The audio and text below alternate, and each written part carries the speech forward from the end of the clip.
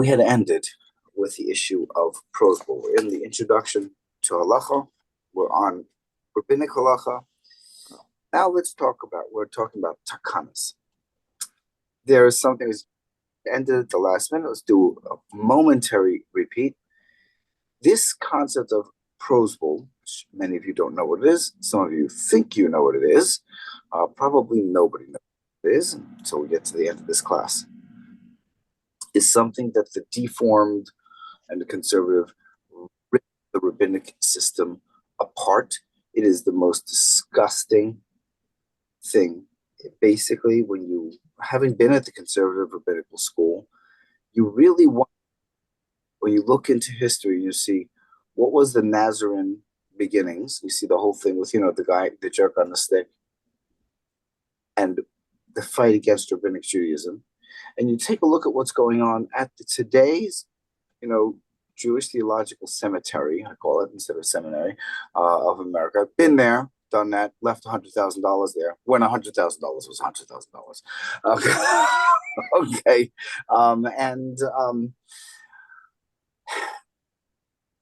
They are much, much worse than what happened at the time of the Nazarene, because he was fighting against the rabbinic system. They're fighting against the rabbinic system in the same way, and beyond that, they don't even believe in Torah or Hashem. Really? We'll get to the whole thing. Let's just first attack prosbul. Let's deal with prosbul the right way. Let's ignore everything anyone else says, and then I will open this up to anybody who has any false ideas. I'll slam it.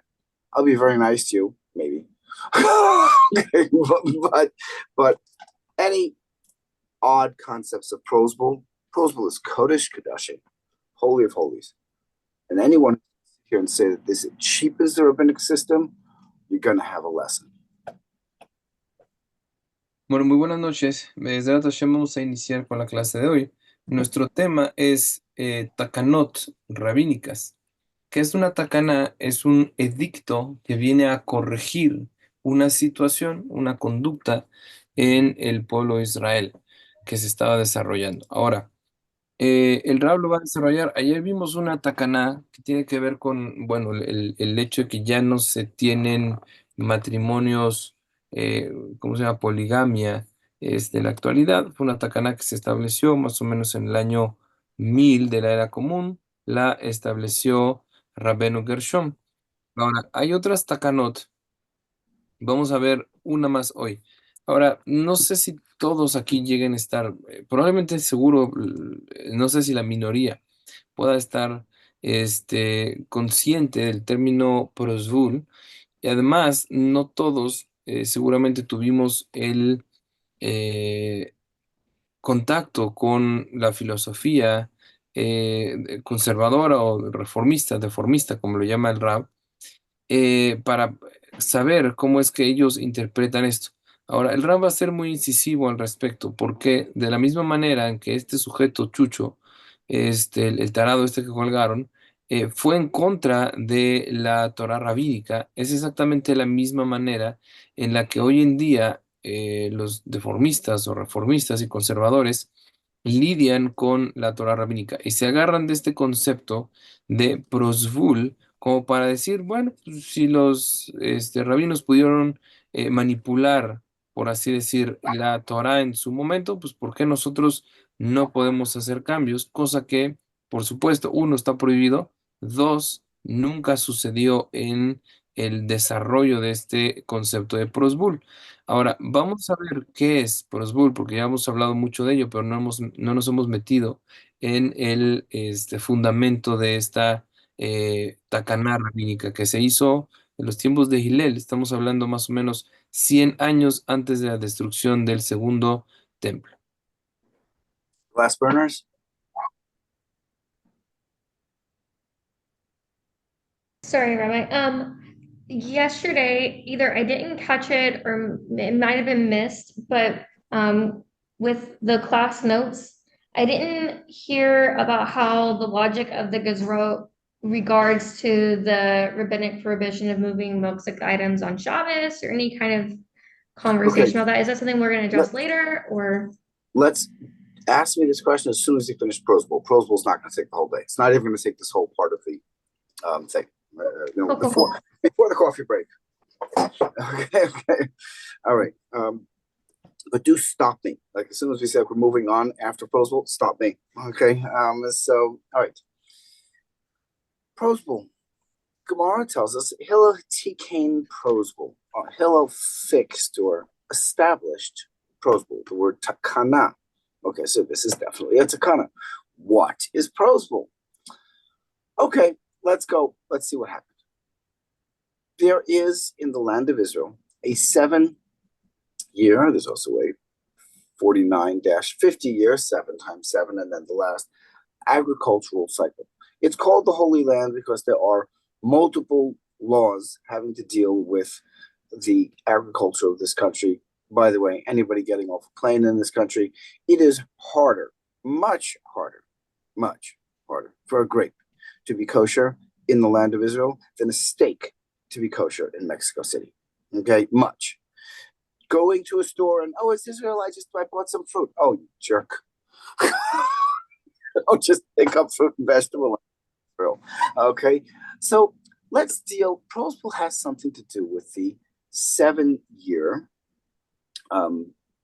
agricultural cycle. Let's see what's going on. Let's just translate that part. First, we'll see what is it. Bien, entonces todo nace por una tacaná que Hillel, como dijimos, en 100 años más o menos antes de la destrucción del Bet HaMikdash estableció. Entonces la expresión de la Gemara es Hillel tiken et Prose Bowl. Hillel viene a corregir con este acto de Prose Bowl. Tenemos que saber que el Prose Bowl aplica en particular son las leyes del año 7º de el producto agrícola en Israel. En Israel es más difícil, dice el Rab, encontrar una uva que sea kosher a que en México encuentres una carne de, ¿cómo se llama? Vacuna que sea kosher. Porque las leyes agrícolas que aplican en Israel son extremadamente rigurosas. Desde el hecho de sacar, ¿cómo se llaman? Los diezmos. Hay varios tipos de diezmos, no solamente uno. ¿A qué tipo de productos aplican? Y además, cada 7 años y cada 49 años se genera un ciclo en el que la tierra tiene que ser dejada para su descanso, su reposo, y no puede haber en absoluto un trabajo allí de la tierra. Este es, digamos que el antecedente de todo ello. Okay. During the 7-year agricultural cycle, Torah tells us during 6 years, you work. Very similar to the Shabbos. Yes, there's a lot having to do with this. We will deal with it when we get to the laws of the land of Israel. We're going to get to it in detail. And then on the 7th year, just like on the 7th day, the land will rest, just like on Shabbos, you rest. Okay. What does the land will rest? Put a pillow under the land? No. Okay. It means certain types of agricultural work are not done. Very nice. Okay. Then the Torah tells us at the end of the 7-year cycle, in other words, not at the end of the 6th year, once you had the Shemitah year, now doesn't say all loans are canceled. It's a certain type of language, and when we look inside the Mishnah, we look inside the Talmud, we realize let's translate this properly. All private natured loans between Reuven and Shimon, all of those loans de facto are canceled between one Jew and another. That's all it says. A public loan, what's a public loan? If something is being controlled by the Beit Din, say there's some issue, let's say the shul needs to build something, we don't have money, they're collecting money publicly, or you have got some guy, let's say, a very rich person who doesn't want to give his money to every Tom, Dick, and Harry. He wants to have things under control. So instead of, Mr. Rich dealing with Tom, Dick, and Harry, so he says, you know what? I'm going to put the Beis Din in charge. It's not a private loan. It's a public loan. It's not canceled. Why? The concept of private loans being canceled is so that people's neighbors shouldn't lord over each other, and you realize that the Ribono Shel Olam is the boss, not you. But if your loans are being controlled by the Beit Din to begin with, and you're not going to be able to do unfair things and start making people into slaves and yada, yada, yada. The Torah never canceled that. Bien, entonces, ¿cuál es el punto en todo esto? Tenemos que, además, hay un montón de reglas en torno a los productos agrícolas en la tierra de Israel. No nos vamos a meter en todas ellas hoy. Vamos a hacerlo poquito a poquito cuando corresponda a ello. Sin embargo, tenemos que saber que otra cosa que sucede, vamos a decir en general, cuando llega el séptimo año, todo el campo tiene que ser dejado y no puede trabajarse, el campo no se puede regar, salvo para mantener vivos ciertos, ¿cómo se llama? Ciertas plantas. No se puede cosechar, no se puede abonar, podar los productos ahí en Israel. Pero otra cosa que sucede cada 7 años es que se cancelan las deudas privadas. Vamos a poner el ejemplo. Tenemos dos tipos de deudas. Tenemos una deuda, la deuda de Shimi con Reubén. Entonces, Reubén le prestó a Shimi 100,000 pesos. Y esa es una deuda privada. Cuando llega el séptimo año, en automático se cancela esta deuda. No así con una deuda pública. ¿Qué es una deuda pública? Por ejemplo, el Bet Midrash, ahí el centro de estudios, necesita construir una nueva aula. Por lo tanto, hay que juntar, no sé, 1 millón de pesos. Y la gente coopera o se compromete a pagar, no sé, 200, 100, 20. Por lo tanto, ahora contraen una deuda con el Bedín y esta deuda, aunque llegue el año de Shemitah no se cancela. Ahora, ¿qué pasa si Reubén quiere hacer de su deuda con Shimi algo público? Es decir, va a pedir al Bedín que ellos adquieran la responsabilidad de cobrar esta deuda. ¿Es posible? Por supuesto que es posible. Y de esta manera, Shimi entonces tiene la obligación de pagarle a Reubén, aunque ya haya pasado el año de Shemitah, esta deuda no se canceló. So the concept of Shemitah is just like Shabbos. Shabbos, why are we stopping work? We'll get to it. The basic concept is Hashem ha'aretz u'mla'o. Everything belongs to Hashem. But I need to work. I need this. Okay. Someone else is running the show. Okay, so then we have a year that certain types of work, don't worry, your trees don't have to sit there and die. Okay, certain types of work are stopped. Who owns the land? Oh, come on, a year without work or that. It's trying to prove to us that there's somebody else running the show. And then at the end of the Shemitah year, when it's not just the niches of the land, this is for every Jew everywhere in the world, okay? Texas, Mexico, everybody, okay? All loans between Jews and Jews that are private are canceled. Why? You're getting richer and richer and you're making him poor and poorer. Okay, sound like communism? Okay, communism is when it's in the hand of debauchers. This is all in the hands of the Beit Din. Make sure that people don't enslave other people.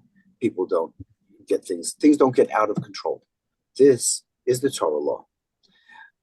But since the Torah law allowed situations where some rich person who's lending lots of money all over the place can say, I'm not going to lend to anybody anything.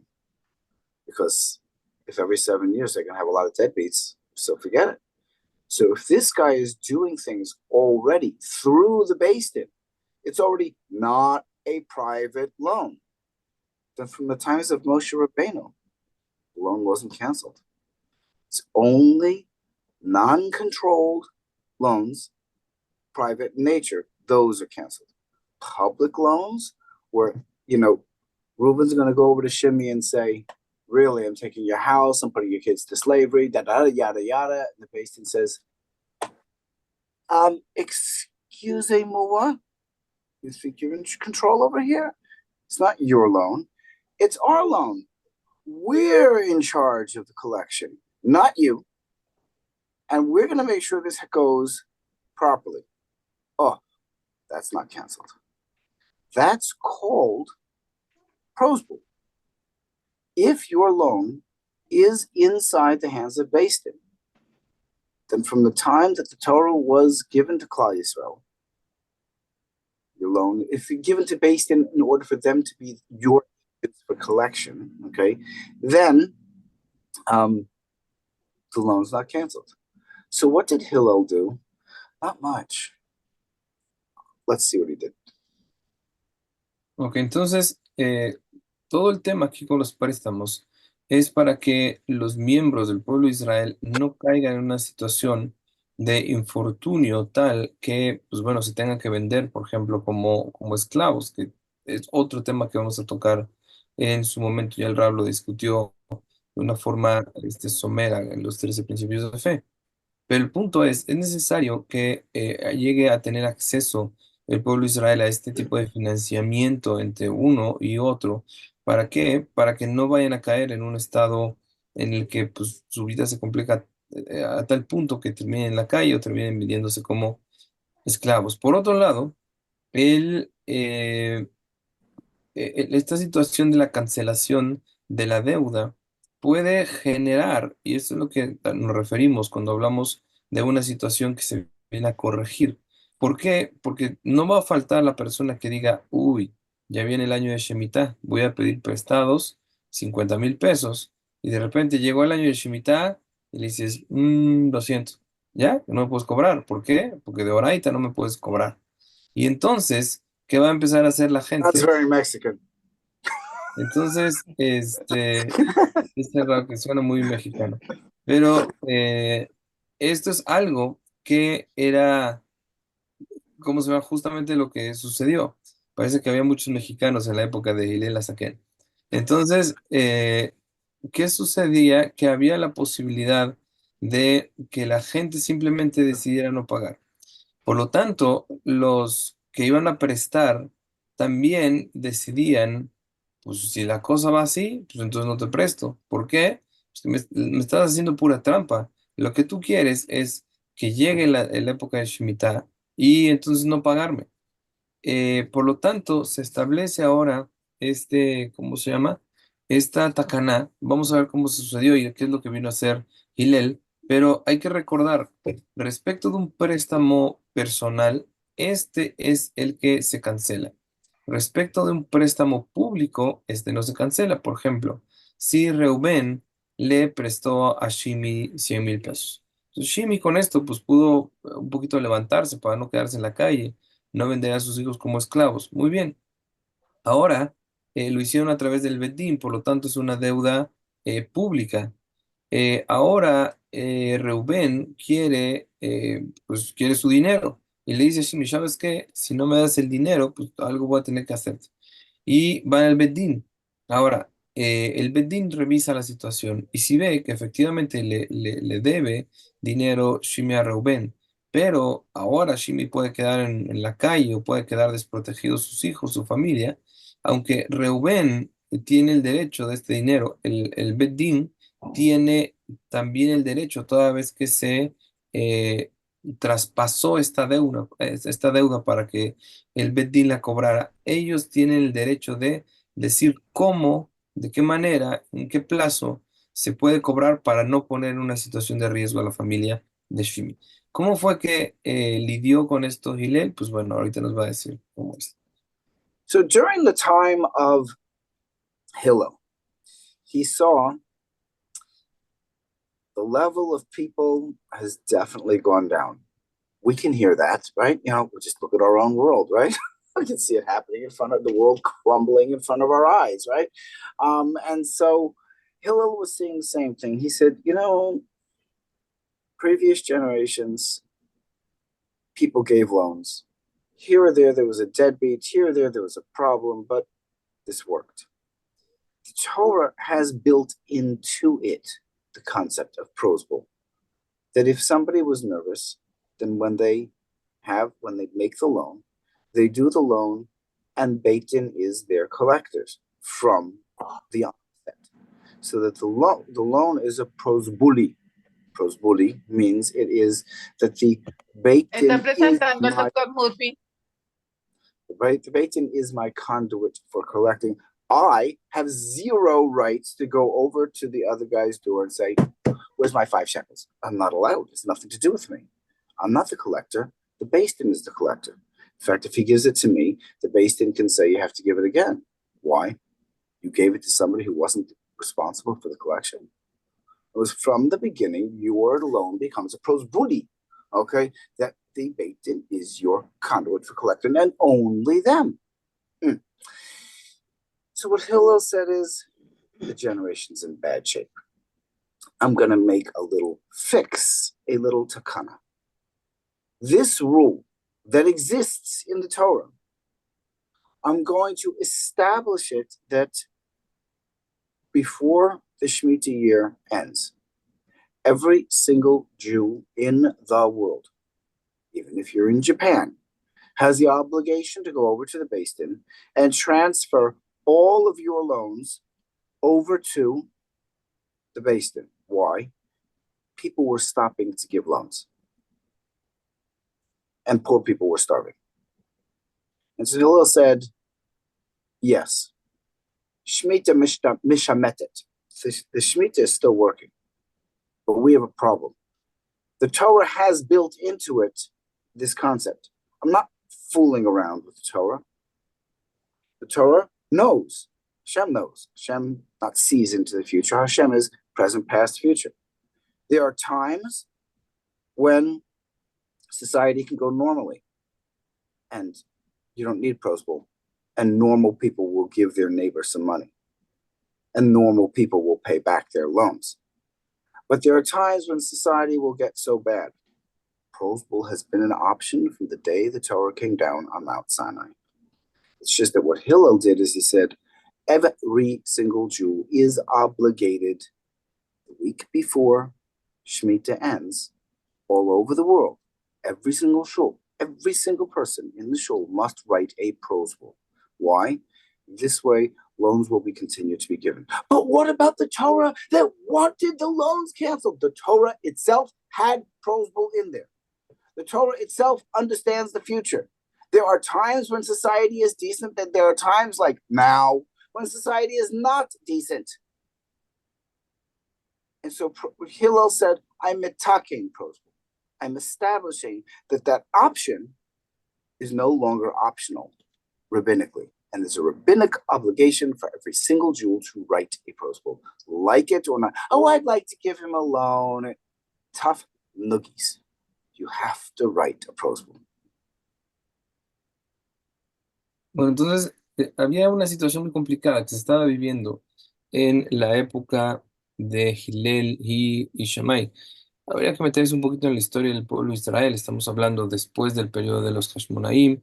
Había habido varias guerras civiles, había habido mucho derramamiento de sangre. La gente no estaba en un nivel espiritual como para simplemente confiar el uno en el otro. Entonces, por un lado, los que pedían dinero no pagaban, por otro lado, los que tenían dinero no querían prestar. Y Hillel Asaken, él vio que pues bueno, la gente se iba a morir de hambre por una situación de este tipo. Entonces, ¿qué hizo él? El Metaquén, él vino y corrigió con el prosbul. Ahora, él vino a instaurar una alajá nueva a la Torah de ninguna manera. Como dijimos, la Torah siempre considera la posibilidad de que alguien vaya al Bedín y diga al Bedín, ¿sabes qué? Mira, quiero que mi deuda no sea particular, sino que quiero que el Beddin se encargue de recolectar mi deuda una vez que llegue el tiempo prescrito. Siempre la Torá consideró la posibilidad. Lo que hizo Hillel fue venir a corregir una actitud que había en el pueblo de Israel, haciendo obligatorio para absolutamente todos en el pueblo de Israel, estés en Israel o estés en China o estés en donde sea, es obligatorio que la persona firme un papel de prosbul, haciendo que todas sus deudas se transformen en públicas. Ahora, sucede en nuestros tiempos también. No sé, creo que fue hace 2 años, que fue el año de Shemitah, y entonces todas las comunidades se anuncian por todos lados que la persona tiene que firmar su papel de prosbul. Hoy ya pasaron como, no sé, casi 2000 años, 2100 años de eso. ¿A quién le importa prosbul? ¿A quién le importa? Absolutamente a todos. ¿Por qué? Porque aquí no es si quieres, o si dices, no, no, no, a mí no me importa que se quede con el dinero, yo tengo de sobra. Aquí no importa si tienes o no tienes, aquí hay una tacaná que se instauró, y de la misma manera que una persona no puede decir, ah, pues no me importa lo que hayan establecido, ahora me caso con 2 mujeres, igual la persona no puede decir, yo no me importa, yo como quiera presto y no hago este prosbul. Entonces, ¿qué vino a hacer Gilel? Vino a dar la posibilidad de que hubiera préstamos para los que lo necesitaran, y para los acreedores que hubiera la seguridad que incluso llegara el año de Shemitah, ellos podían recuperar su dinero. Hillel hizo obligatorio algo que la Torá ya contemplaba. Por eso no decimos que vino a instaurar algo nuevo. La Torá siempre lo contempló, no como una obligación, como algo opcional. Lo único que hizo Hillel Azaken fue hacerlo obligatorio para corregir esta conducta que existía. Get to the questions in just a minute. So what, I'm not even going to call them people, what the deformers and everybody else says, see, the rabbis play around with Torah law. The Torah wants the loans canceled, and the rabbis don't like it, so they decide they're going to change the Torah law. So we can change the Torah law also. We can do whatever we want, okay? We can play around with things. We can make our own takanas, and just, I mean, it goes on and on. The things that went on, we're not going to have a class about. If anybody wants to have a vomit session, okay, I will have a private session with anybody about how to vomit well. I can give you about the things that happened when I was at the conservative rabbinical school. It's absolutely disgusting. Okay, but what they use their misunderstanding of prosel is to say the rabbis, and that means us also here. We don't need a Sanhedrin. We can do this in Manhattan on 125th Street. We can make takanas and we can go and get rid of Torah laws just like Hillel. You're a freaking idiot. Okay, can you please find room on that stick and jump on? Okay, because you're worse than this guy. Because if anybody wants to join the vomit session, I'll tell you about how it's very, very clear, without any doubt, that the vast majority of these quote-unquote conservative rabbis will admit publicly that they do not believe in God. They for sure do not believe in the Torah. And so they're playing around with the system, and they're misquoting things. Hillel did not, with a stroke of a pen, get rid of any Torah law. The Torah itself had prosbul from the beginning. And anyone who wanted to opt into that situation could. It was just, you're just not allowed to completely control your neighbors and take them all into slavery and everything. It's in the hands of Beis Din. It'll be taken care of correctly. You want somebody else to be looking over your shoulder, and you led 5 shekels, and you want the whole Beis Din looking over your shoulder? Mzalto. And Hillel said, all right, the generation is very low. This is an option the Torah gives. It's not optional. I'm going to make it obligatory so that loans will continue and people will be treated just as justly. Has he twisted the Torah? Has he changed the Torah? Has he added something to the Torah? No. He took the Torah principle and he said, rabbinically, this option is becoming presently obligatory until we have a bigger Beis Din than ours, which is the times of the Mashiach, and people will be a little bit better. Then we'll go back to the optional system. In the meantime, this takana, this temporary takana for the last 2,000 plus years, is instated so that there will be loans, but they will be controlled. Bueno, entonces, él menciona, digo, probablemente no todos tengan el concepto cercano de cuál ha sido la filosofía reformista o conservadora, pero hay cierto grupo de judíos que se hacen llamar reformistas, conservadores. El Rab luego los llama deformistas. Entonces, ellos agarran, o se agarran de esta mitzvah del préstamo y de la tacaná de Prosbul para decir justamente, bueno, pues si ellos pudieron, ¿por qué nosotros también no habríamos de cambiar ciertas cosas? Y ellos de repente empiezan a cambiar cosas que nada que ver, no sé, Shabbat u otras cosas. Ahora, el Rab no se va a meter en todas las cosas que llegaron a cambiar los conservadores o reformistas, dice el Rab. Para eso tendría que hacer una sesión vomitativa, dice. ¿Por qué da tanto asco lo que hicieron que dan ganas de vomitar? Entonces, el Rab no se va a meter. Ahora, ustedes tienen que saber, el Rab lo comentó ya tal vez en un par de ocasiones. En su momento él estudió en un seminario digo, conservador. Entonces, él sabe muy bien Misma cuál fue cosa. ¿cómo se llama? ¿Cómo fue el desarrollo? ¿Cuál es la filosofía conservadora o reformista? Al grado que los conservadores ni siquiera creen en Hashem. Entonces, ¿cómo van a venir a instaurar leyes o aplicar la halajá si ellos ni siquiera creen en Hashem? Esa es la premisa básica. Sin embargo, nuestro tema es, ¿vino a manipular en alguna manera la Torá, Hillel? La respuesta es no. Lo único que hizo fue algo que era opcional, lo volvió obligatorio. ¿Por qué? Porque había una situación que corregir. ¿Cuál era esta situación? Los que pedían prestado no pagaban y los que tenían para prestar no querían prestar por miedo a que no les pagaran. Por lo tanto, la Takaná fue Prosbul. Todo mundo, todo judío en cualquier parte del planeta que tiene que ir con el Bet Din y firmar un papel de Prosbul para que sus deudas se vuelvan públicas. Incluso te deban 200 pesos. Aún así se vuelve una deuda pública, si no, la persona estaría pasando por sobre la Takaná de Prosbul. Just to give you an idea, we were responsible for my wife's uncle. He never had any children, and he died with no family. Sister was gone. In short, he was. We were responsible for him entirely in the hospital, in his home, and he was starting with dementia. Okay. When we were trying to get everything as organized as possible while he still had some brains left. So we were going through his files. His name was Chaim. And I remember sitting there, my wife was organizing everything, but I was one asking, what is this? What is this? And my wife then put things into order. So there was this envelope with Rose Bowl things from before the Holocaust. Every 7 years, a little piece of paper. Some from back in England, some from here in Israel.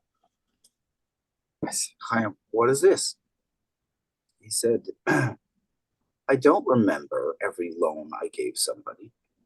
And if somebody, or any loan that either I took or gave, he said, we have a rabbinic obligation of prosbul.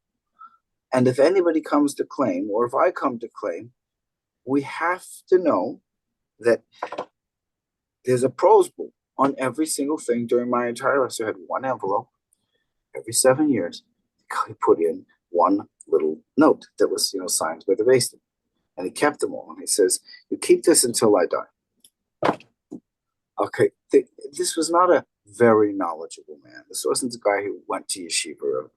Your average simple Jew knows Hillel said we all have to have a prosbul. The guy doesn't even know about any loans. He couldn't have loaned anyone any money. Okay, doesn't matter. Once there's a takana, whether you agree with it, whether you don't agree with it, that's it. Did Hillel change the Torah? Didn't change the Torah. Hillel didn't say that the Torah doesn't say that Shemitah ends. Hold on, Shemitah does. We are in a situation where people are a bunch of lowlifes. The Torah gives a opt-out that still gives clarity that You're not going to be lording over your neighbor. You want to be lorded over by the Beit Din? Okay, that's your option. Might not be so comfortable for you. Or you don't want your loans to be public? You have an option. You used to have an option. You can either have it private, where you control things, but it'll be canceled, or you can have it public, where we control it. Which option do you want? Hillel said, the options have ceased because people are lowlives. Dice Rab, esto parece ser muy complicado y uno no lo es porque tampoco es que uno se tenga que acordar. Todo el mundo está hablando de eso. Bueno, por eso hay que vivir en una comunidad judía. ¿Por qué? Porque todo el mundo está hablando de Prosbul cuando es la época de Shemitah. Ahora, lo otro es que uno podría pensar, bueno, esto es nada más los Talmidei Jajamim, los sabios, los rabinos se acuerdan de semejante cosa, pero tampoco es cierto. Dice Rab que ellos se quedaron a cargo de uno de los tíos de su esposa y él ya estaba bastante anciano, en cierta época de su vida ya estaba un poquito rayando en la demencia. Ellos lo cuidaron hasta que él falleció. Y antes de que él fuera ya un poquito senil y ya tuviera un poquito de demencia, estaban yendo y checando sus archivos como para limpiar ahí lo que tenía en sus cajas y se encontraron con una caja llena de papeles y recibos. Se le preguntaron, ¿y esto? Dice, pues estos son mis papeles de Prosbul. Tenía papeles de Prosbul desde cuando estaba en Europa, antes del Holocausto, cuando estaba en Israel. Prácticamente cada año tenía un papel cada año de Shemitah tenía papel de Prosbul. Dijeron, bueno, ¿y para qué los guardas? Entonces es que yo no sé, dice, no me acuerdo toda la gente a la que le pedí prestado o que me pidió prestado. Entonces, si un día llega una persona y me dice, ¿sabes qué? Aquí están tus $200 que me prestaste hace 50 años, si es un problema, si yo no me acuerdo, si lo recibo, podría estar transgrediendo un tema de oraitá. Por lo tanto, pues ahí están todos. No los vayan a tirar, dice, hasta que yo me muera. Y así fue. Esto es de una persona común y corriente, no estamos hablando de una persona que estuvo en yeshiva ni nada, es una persona común y corriente llega a estar consciente de este tipo de cosas. Entonces, otra vez, no vino a modificar y la saquen una ley de oraitá. La Torah contempla esta posibilidad en la que el Bet Din se hace cargo de las deudas entre dos personas, se hace cargo de colectar, de cobrar estas deudas. Por supuesto, tiene la responsabilidad de administrarlo de forma correcta. Y de esta manera se corrige la posibilidad de que uno, el que pida prestado, el que pide prestado que no pague y el que tiene para prestar no quiera prestar. De esta manera se corrige también esta actitud. Okay, we'll go back to Shemitah and Prosbul and everything when we get to the laws of Eretz Yisrael. In the meantime, let's go to, I think, glass burners were first. Yeah, get. Okay, so are you saying that with the laws of Prosville, that say my friend had something happen to her car and she doesn't have money right now to be able to take care of it, and I offer like, hey, I'll loan it to you, you just pay me back whenever you have a chance, like it's fine, it's whatever, like I'm not really concerned about it, but you need your car to get back and forth to work. If I were to loan her that, and I don't care if she pays me back or not, at the end of Shemitah year, I have to like tell the rabbi, like, hey, I loaned such and such money, like she's gonna pay me back, but I don't care. Like, is that a thing? Or is it able to be like just like Okay, it's a very good question.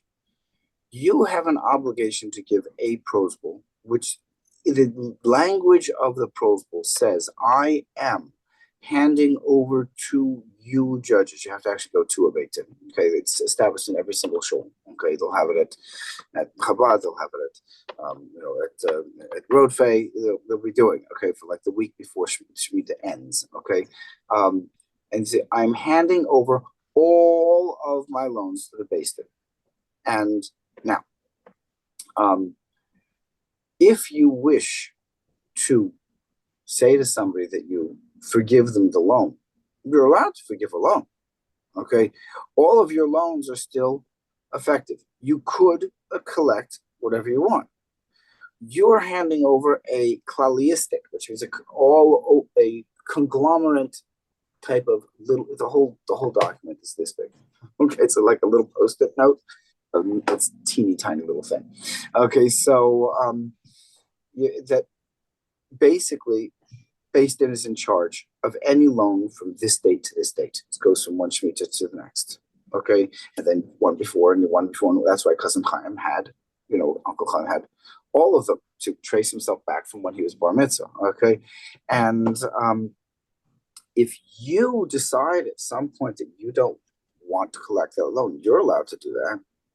But Prozbul was still effective. It's not that the loan was canceled. Now, what a lot of people do, okay, and it is considered a praiseworthy activity, you're supposed to, in the last week, right before Rosh Hashanah, in El, right, of the Shemitah year, you're giving this Prozbul to the Beis Din.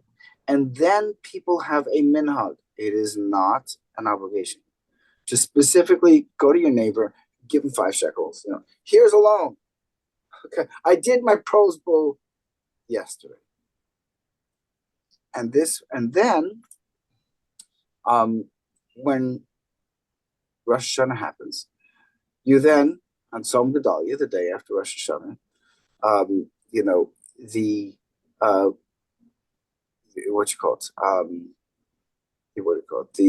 go over to your neighbor and you say, the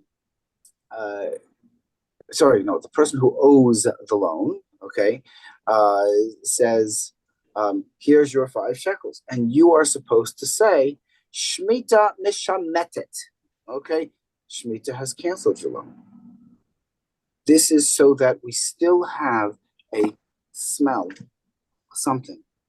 Yes, Torah does cancel the loans that are private. We make one private loan as a minhag after the Prozbul is written. If you at any point want to cancel one of your loans, you don't have to collect anything. But you do have an obligation, because if you want to be a nice guy, and now I'm going to be a nice guy, and then it starts to be, everyone says, well, I'm the nice guy, then this guy Rothschild doesn't look so good. And then he's not going to give loans to people. What Hillel saw is society's falling apart. People who have money are not giving money, and people are starving. Therefore, the Torah gives the option of Prozbul. Prozbul is an obligation for everybody. In that little window of time in that last week, you want to dafka give a loan. When you say to somebody, I've already finished writing my Prozbul, you can opt for that. You want to cancel any of your loans? You can.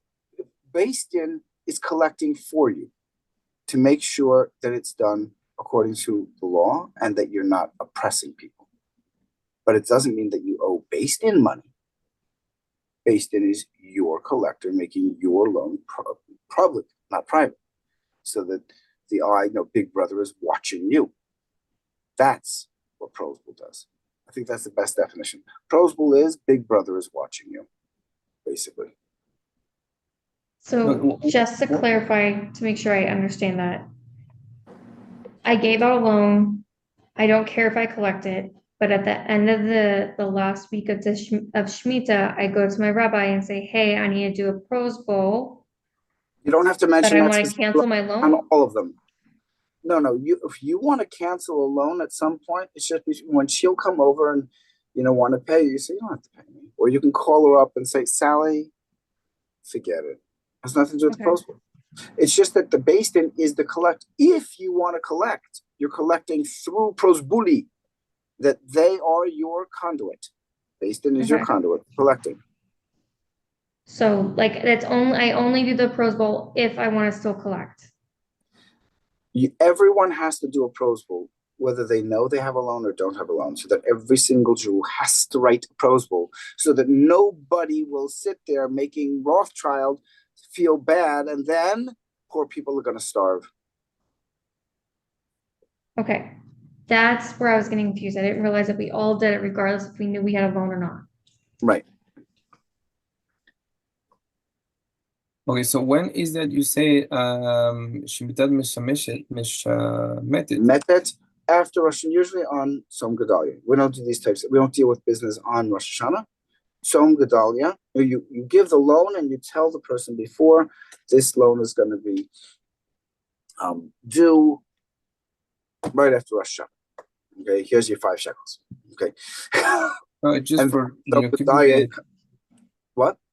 just to keep the tradition, or It is a minhag, so that we all are also having the diraisa still take effect on a loan of ours. There's no obligation to do such a thing.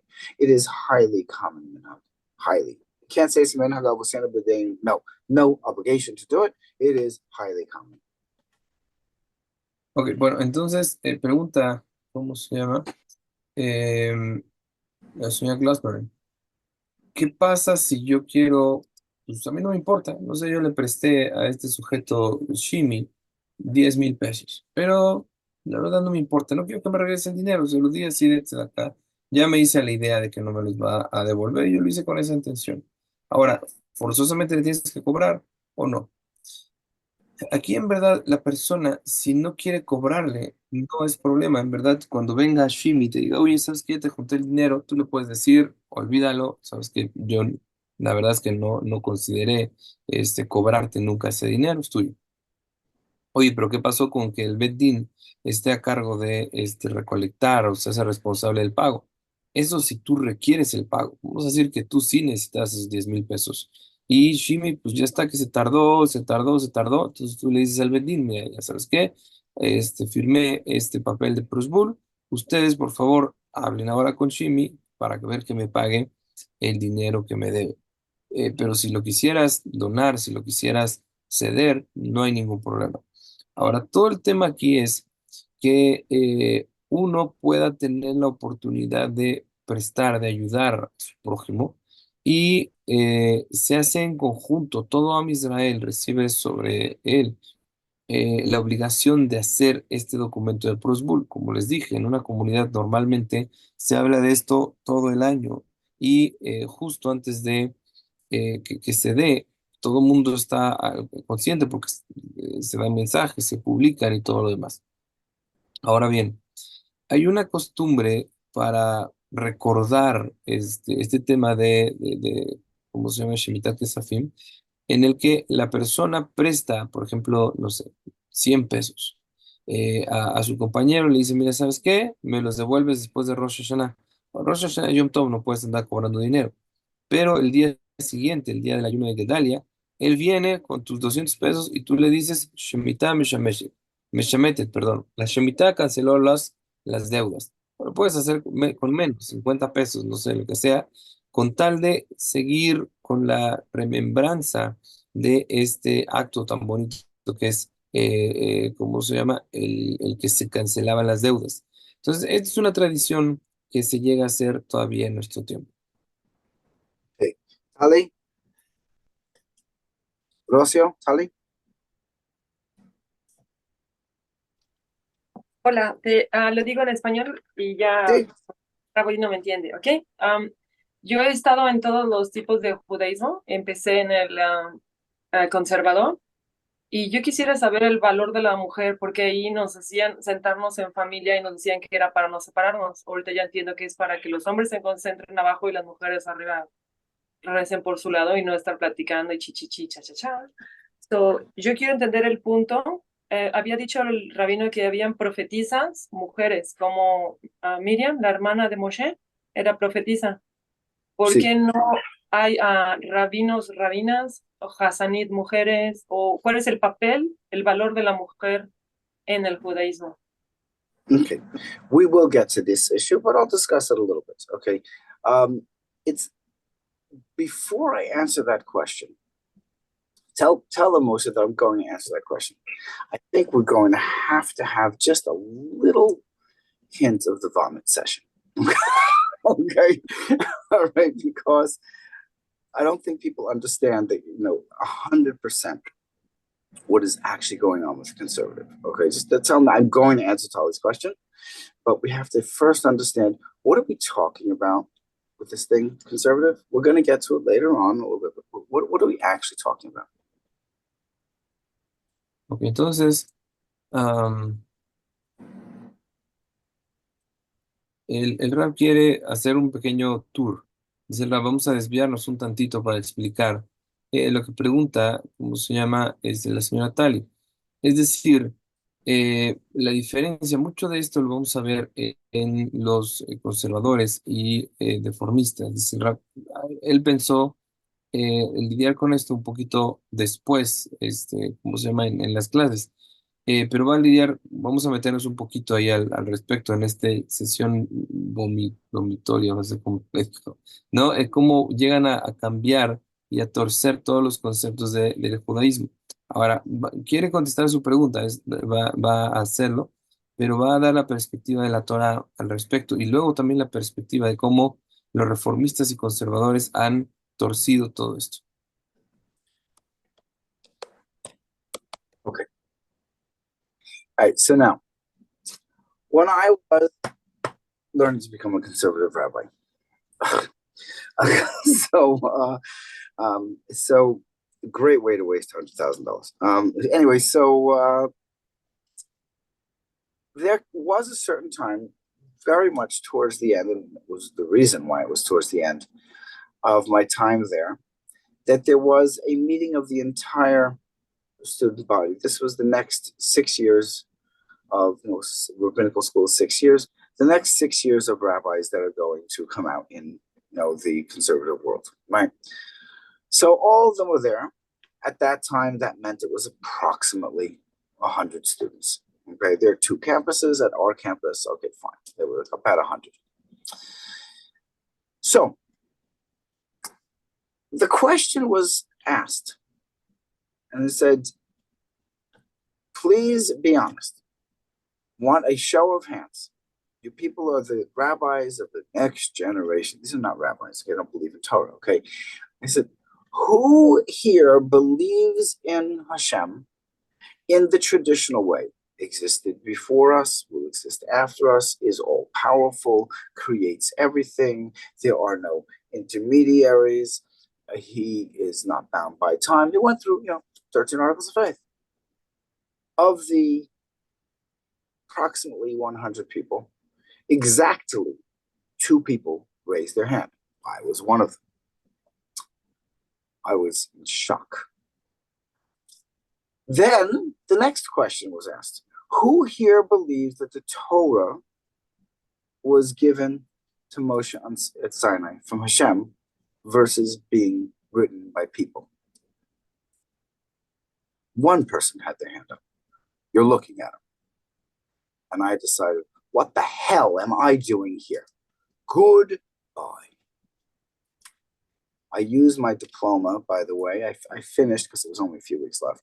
I used my diploma as a pot holder for the children's pot. It's a very nice hard piece of wood. It does a good job. Most expensive pot holder in the world. Bien, entonces, el Rab quiere darles el trasfondo respecto de lo que fue su experiencia en el judaísmo conservador. Tienen que saber, el Rab lo comentó ya, está abiertamente, él nació en el seno de una familia judía no observante. En cierto momento de su vida, él estaba buscando, ¿cómo se llama? La observancia y se le ocurrió meterse para ser rabino conservador. Ahora, lo que hizo que tomara la decisión de definitivamente huir de ahí fue cuando en cierto momento hubo una sesión de todo el, ¿cómo se llama? Todo el alumnado del seminario.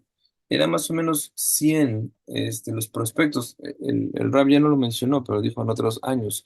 Estos iban a ser los futuros rabinos conservadores, la primera camada, la primera generación de rabinos y rabinas conservadores. Ya estamos hablando de estos que solamente vas a encontrar dentro de los reformistas y dentro de los conservadores, tal y semejante cosa como rabina. ¿no? Ahora, esto no tiene nada que ver con que no haya habido jueces. Por ejemplo, Débora fue una juez, Miriam fue una profetisa. Entonces, el Rab está desarrollando esto por el otro lado. Entonces, dice el Rab, en esta reunión, que era, ¿cómo se llama? Ya eh, una reunión de todo el alumnado, el ponente explicó y preguntó más bien y dijo, ¿quién de los presentes cree en Dios en la forma tradicional? Es decir, que es un solo Dios, que creó el universo, que no hay nadie excepto Él. Y de todo el alumnado, solamente o hubo dos personas que levantaron la mano. Hay que entender entonces, o sea, son las bases de todos los rabinos, entre comillas, conservadores de la primera generación. Ni uno de ellos casi creía en Hashem. Esto muestra un desapego, por supuesto, absoluto por lo que es la base de la emuna. Luego, en la misma reunión preguntaron, ¿y quiénes de ustedes creen que Hashem le entregó a Moshe Rabenu la Torah en el Monte Sinai? Dice el Rab, en ese momento solamente yo levanté la mano y me di cuenta que estaba en el lugar adecuado. Si estoy en un lugar en donde los próximos rabinos de estas, ¿cómo se llama?, generación de conservadores ni siquiera creen que la Torah fue entregada por Hashem, pues entonces, ¿de qué estamos hablando? ¿Qué clase de religión es esa? Ese Rab, de todos modos, le faltaban un par de meses, terminó, y los $100,000 creo que se gastó ahí en la escuela, para lo único que le sirvieron fue para tener un diploma de madera, dice que estaba muy bonito, para poner encima el chole del Shabbat y que no se quemara la mesa. Para eso le funcionó su reconocimiento de estudios. Okay, so now to answer Rosie's question, Tali's question. No, faltó una, pero no soy feminista y la No, verdad no. es... Está Ok, bien, ok. está bien, está bien. Ok. Okay, Ay- Ayer decían que los hombres podrían tener a dos mujeres. No soy feminista y me daría mucha flojera tener dos maridos porque es tener otro bebé chiquito en la casa. Pero dice en la Torá que las mujeres también podrían tener a dos maridos o no, pero No, no es mi deseo. no. Okay, we'll get to all of these laws, marital laws. We're going to get to all of them. Okay, right now we're doing an introduction to the structure of rabbinic law. Okay. When we look at the brachas in the morning, what a guy says and what a girl says, at first glance, it looks like the guys seem to be of a higher level. It's the exact opposite. She says, "Thank you, Hashem, for making me. Blessed are you, O Lord, our God, King of the universe, for making me according to His will." That's what a woman says. Sounds pretty good. What does he say? "Blessed are you, O Lord, our God, King of the universe, for not making me a woman." No, that's not what it means. Okay, we'll get into this in extreme detail later on. We'll get to it during Yom Tov. Yes, time-bound commandments. Yes, we'll get to it. Okay, but the point is as such: a woman's nature, the neshama, is actually split into two. There are two parts of how a neshama serves the Rebbeinu Shalom. One is coming from, basically, go take a look at the prisons. How many of the prisons are filled with women murderers, women axe murderers, women rapers? There are some. I mean, there's some pretty bad people out there, okay? But compared to guys, a woman's nature is more calm. If she understands that something is right, I'm not saying that every woman's a great person. Once a woman gets it, she's following mitzvahs, she's on the right path, there's a road, she stays on the road. Okay, a guy is cuckoo luku. Okay, he has no idea where he's going. He's after this, he's after that. If a guy does not have a wife, he's as we say in Yiddish, it's I love the language. Okay, he's an ice mensch. He's not a human being. Why? Because he's here, there, he's everywhere. He's not stable. So why does he say, "Blessed are you, O Lord of God, for not making me a woman"? The main struggle in this world, you're born to struggle in Torah. The main struggle is for the guy. But who's the anchor that keeps everything where it's supposed to be? The woman. Is she looked upon as lower? The opposite. We are told that most women, and we're talking about women who are basically mitzvah observant, most women make it to Gan Eden. There is no opposite statement by the guys. So much for male chauvinism. We'll get to this issue when we get to time-bound commandments later on. No, women are not looked upon as lower, not at all. In fact, they are looked upon as higher. And a guy has an obligation to be married, because if he's not married and he's not attached to a stability factor, he's an idiot. He's a freak. He's going to make stupid decisions. A woman, she wants to get married, she can get married. She'll be okay without it. She might be miserable. She might want to have children. Okay, but like, is she going to be okay? Is she going to be able to service him like a normal person? Yeah. Does she need him? No.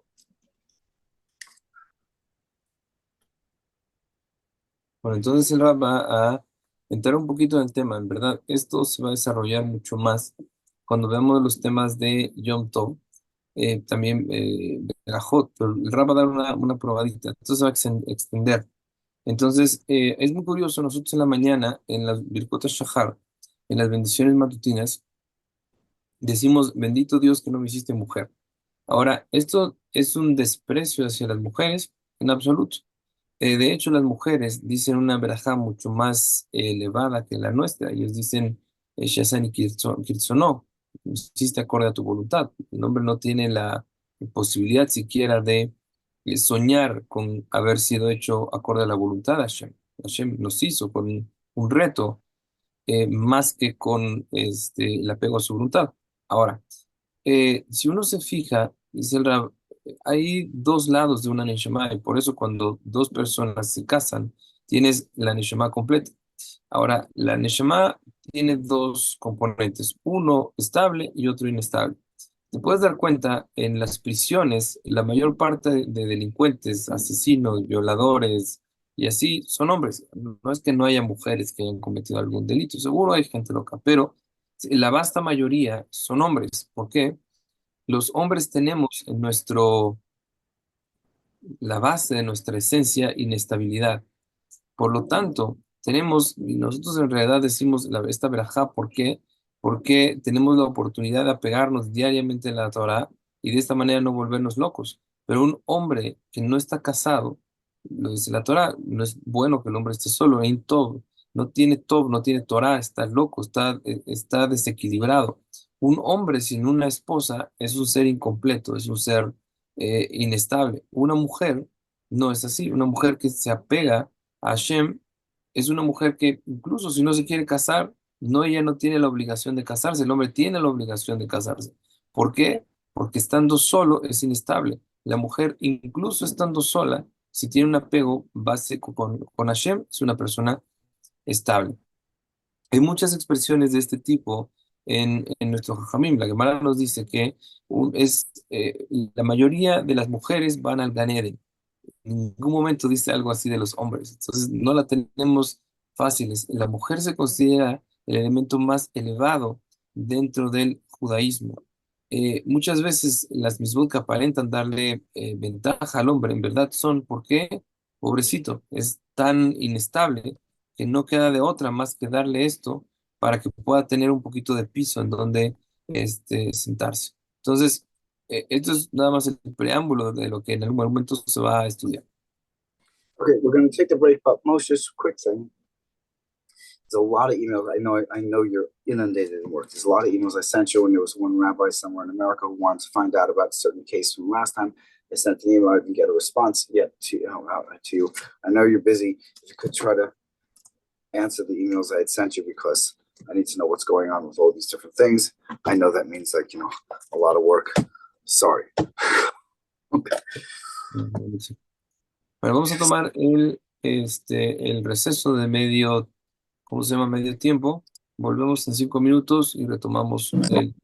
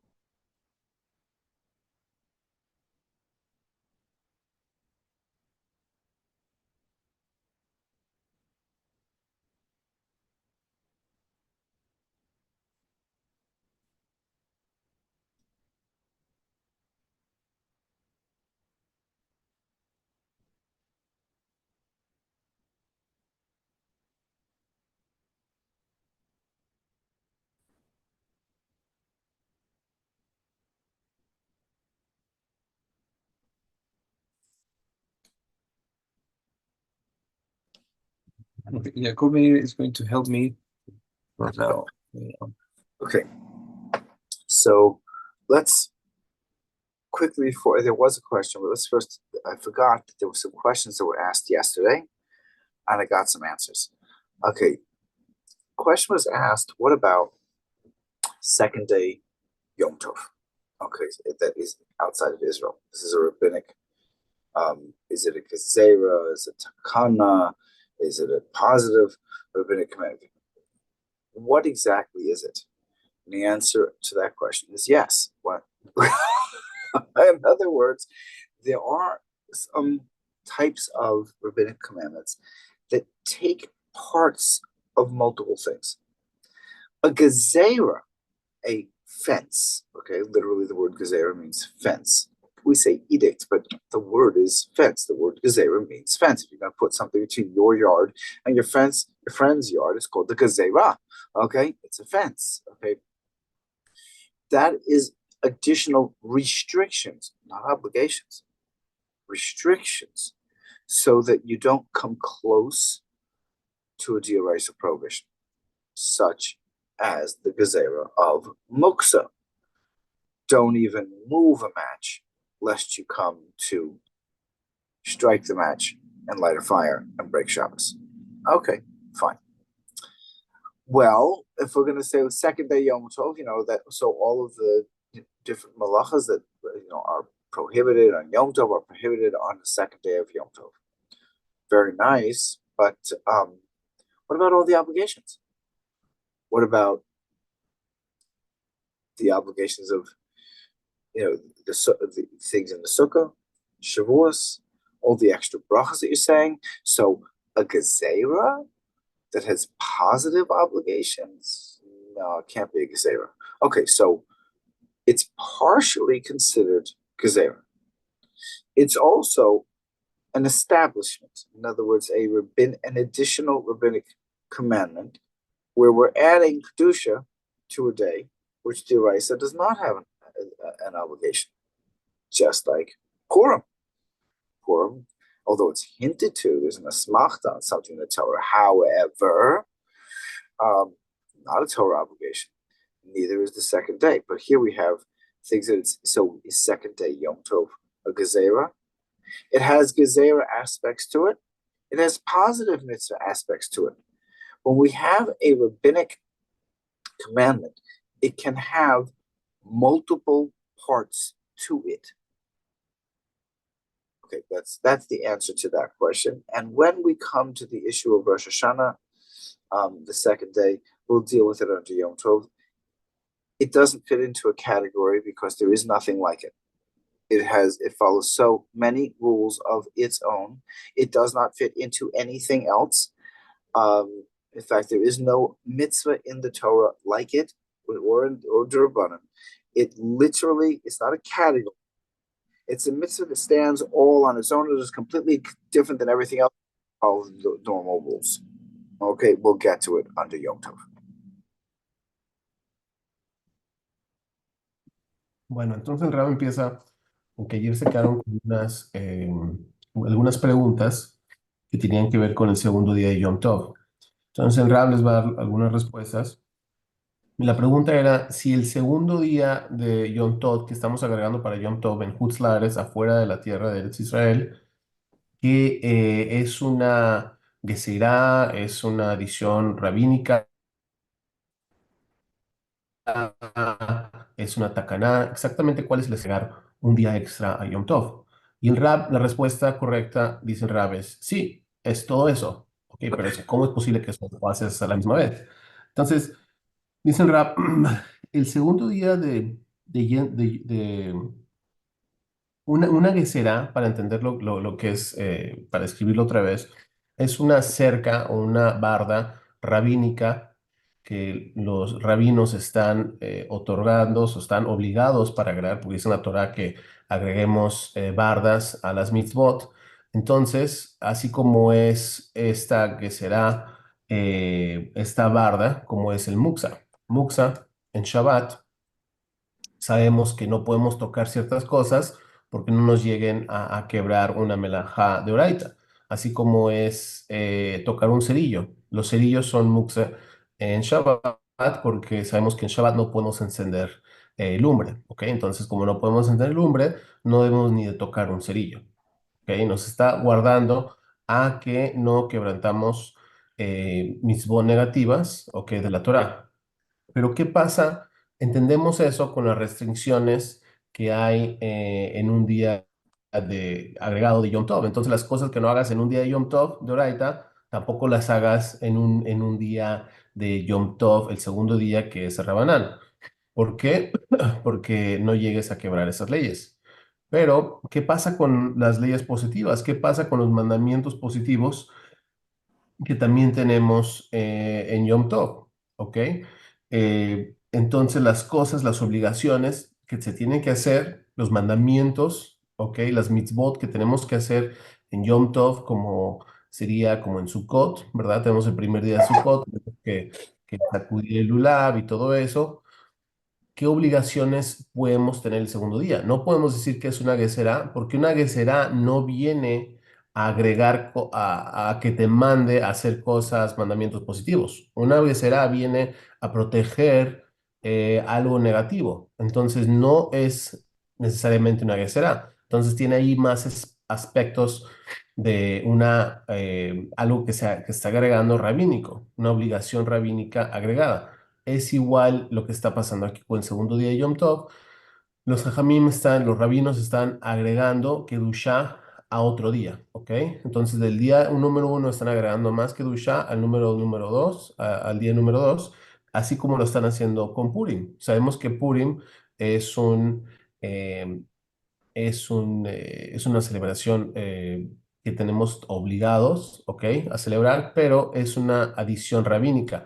Obviamente hay pistas hacia el Purim que tenemos en la Torah, pero no dice en la Torah que celebremos Purim. Entonces es algo rabínico que se está agregando, pero es lo mismo que están haciendo aquí los Jamim. Entonces tenemos algunas cosas que tiene aspectos no nada más de Gesera, puede tener aspectos de Gesera, aspectos de Takaná, aspectos de adiciones rabínicas, entonces no es tan simple como a primera vista. Entonces, cosas como Rosh Hashanah, el segundo día de Rosh Hashanah, eso es una categoría totalmente separada, no aplican estas leyes, eso ya lo vamos a platicar más a fondo cuando entremos a las leyes de Yom Tov. Okay. All right. So now let's go back a moment and just restart for a moment. Where are we? Rabbinic laws. One statement you should try to put on your head as a filter. What do we want to never say? Or if we say it, we have to understand what we're saying. It's only Durabanan. It's only a rabbinic commandment. Wow. Okay. The Torah says that we have to do the rabbinic commandments. So we've got Torah issues here, right? The rabbis and the Talmud and all other Torah sources to Shulchan Aruch, we never cheapen a rabbinic commandment to say it's only Durabanan. There are certain rules which we're just about ready to start to go into. What type of a doubt Yes, no, when are we lenient on a rabbinic commandment different than a D'oraisa commandment? Okay. But we never cheapen a rabbinic commandment. When you'll see the not hundreds, but thousands of discussions that happen in the Talmud where it looks like they're trying to jump over the rabbinic fences. No, they're not. Go back to the Masada example, right? There are times when the fence is very high, right? Because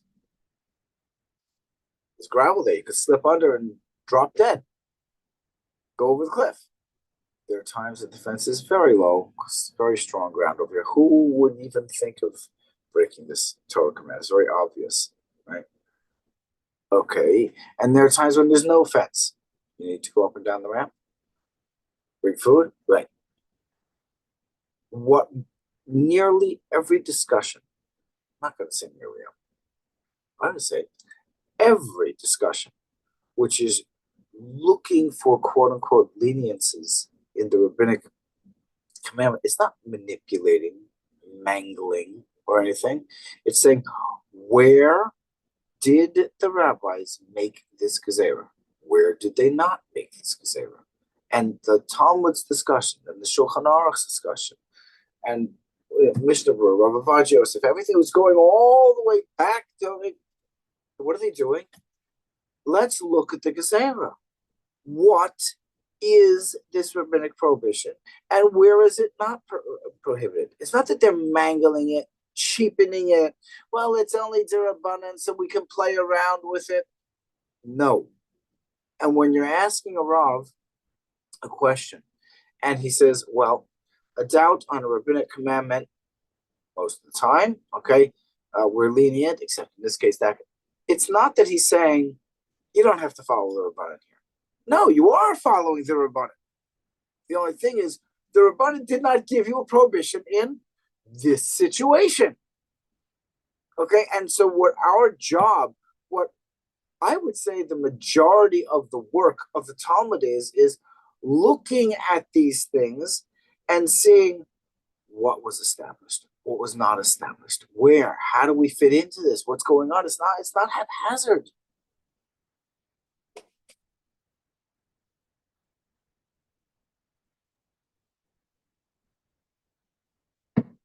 Bueno, entonces, Ra, vamos a regresarnos un poquito donde empezamos.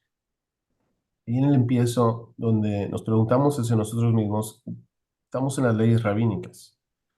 Dicen, Ra, en estas leyes rabínicas, estamos hablando de que se están haciendo geserás, y una persona tiene que cuidar cómo habla, y no nada más cómo hablar, pero su manera de pensar. Estamos inculcados con pensar de esta manera de que si es algo rabínico, entonces no es de oraita, entonces no tiene el mismo poder, no tiene a lo mejor la misma importancia, y a lo mejor es una ley que tú puedes violar y no hay problema, porque a final de cuentas no está en la Torá. Pero tenemos que sacarnos esta manera de pensar y poner un filtro sobre nuestra boca y nunca decir, ah, es de Rabaná, no importa. O sea, una persona judía, una persona ortodoxa no habla de esa manera. ¿Ok? ¿Por qué? Porque entiende que un mandamiento de Rabanán es como si fuera de la Torá. Porque en la Torá les está otorgando el permiso a los rabinos a que agreguen este tipo de cosas. Entonces, si Hashem mismo es el que está dando permiso a los rabinos que agreguen cosas, es como si estuviéramos yendo contra Hashem cuando decimos, es de Rabanán, no importa, no lo vamos a hacer. Y esto una persona judía no puede pensar ni hablar de esta manera y debe entrenarse a no hacer este tipo de cosas. Ahora, si uno se da cuenta, en el Shulchan Aruch o en cualquier Seforim que vayas a ver de Halajá, los rabinos nunca echaron de menos a estas prohibiciones rabínicas. Nunca viste a un libro que vino y habló de esta manera y dijo, ah, es rabana, no, no hay problema.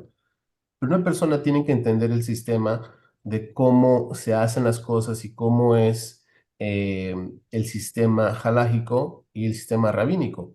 Ahora, muchas veces ves a la gente que dice, es que los judíos a lo mejor para todo tienen algún tipo de truco para saltarse esta barda o esta cerca. En el Talmud lo vemos que hay muchas discusiones donde a plena vista parece que los rabinos están saltándose ciertas bardas que a lo mejor están pequeñas, pero hay otras bardas que están muy grandes y están muy altas y no se pueden saltar.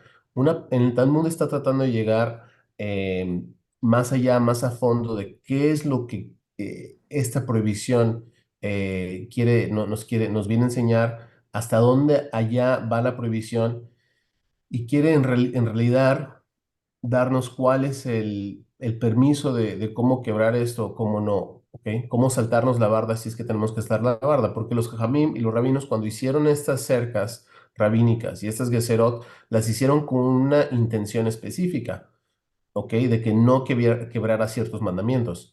Pero si no hay un peligro de que se llegue a quebrar ese mandamiento y puede ser que estás en una situación apretada donde tienes que hacer cierta cosa, entonces puedes buscar un permiso rabínico donde vengas a hablar con un rabino y te diga, ok, mira, se puede hacer, pero se puede hacer de esta manera o de esta manera o de otra manera. No es un truco rabínico, simplemente es un permiso, ¿ok? Entonces una persona cuando va y habla con un rabino, muchas veces los rabinos te van a decir, bueno, si tienes una duda sobre algo de Rabanán, entonces lo vamos a tomar y lo vamos a juzgar y vamos a aplicar la halajá un poquito más liviana porque es una duda que tenemos aquí.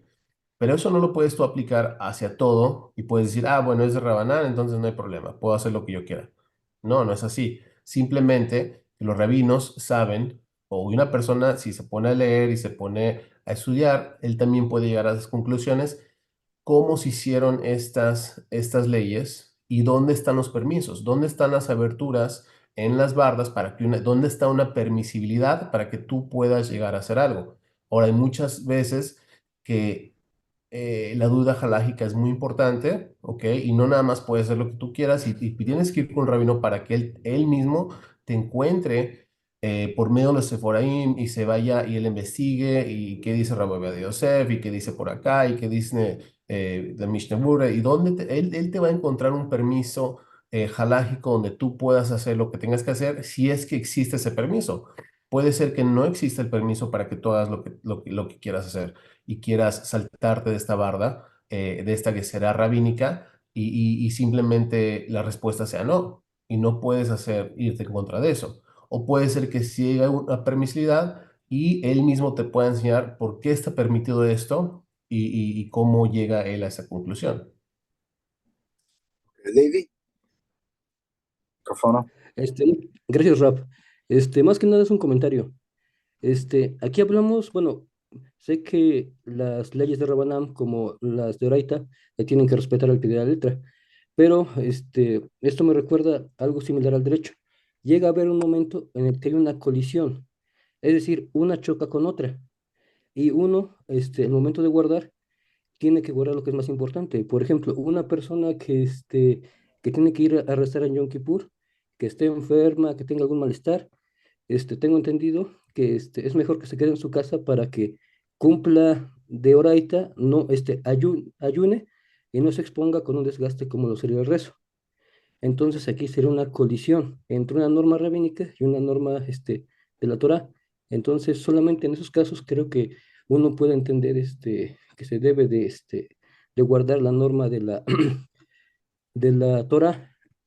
Luego también escuché que cuando hay duda en leyes de Rabanam, por ejemplo, Sefek, Rabanam, Lekula, Safek, Doraita, Lejumbra. Es decir, cuando llega a haber una duda, pero es de Rabanam, se llega a permitir. Cuando llega a haber una duda, pero es de Torah, hay que ser estrictos. Bueno, es más o menos un comentario. Gracias, Okay, Rafa. pretty darn close. Very, very good. Just gonna tweak it slightly. Okay, it's not that we have the choice to not follow a Durabana, but let's say that the Durabana is going to cause a problem. For example, davening with the minyan, Durabana, listening to Torah reading, Durabana, absolute obligation. I've got Yom Kippur. I've got all these davening. It's very important.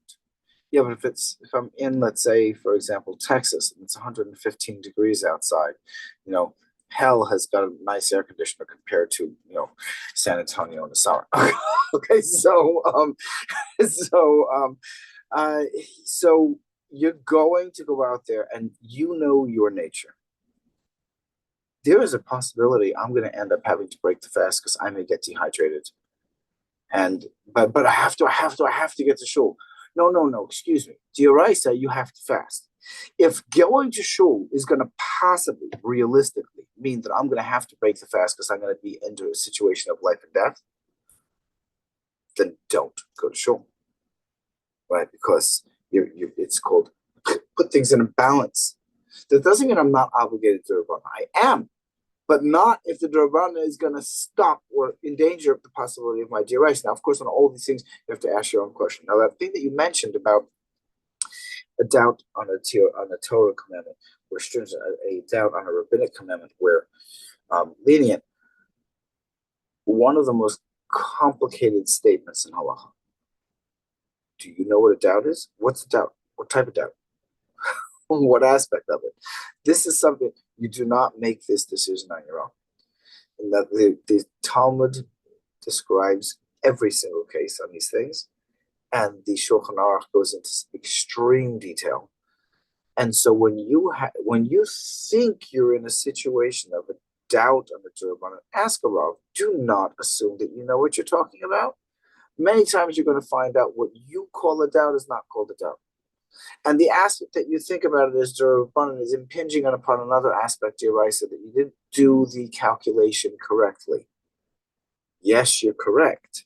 However, how does it fit in? What is the equation?